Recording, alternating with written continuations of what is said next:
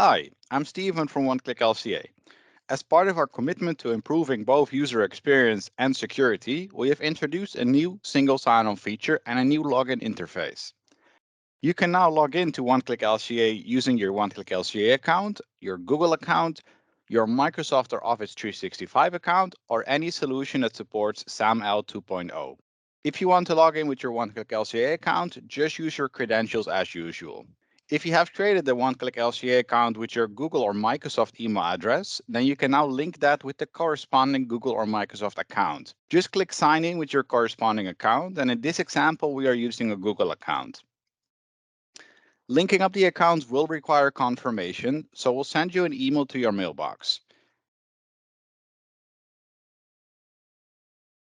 Check your mailbox and click on that confirmation link. Once you have confirmed the link, you can log in either with your email and password or via sign in with Google or Microsoft. We also support multi-factor authentication, and that means you may use your favorite compatible authenticator apps like Google, Microsoft, FreeOTP, and so on. Read more about it in our support article. The link is in the description.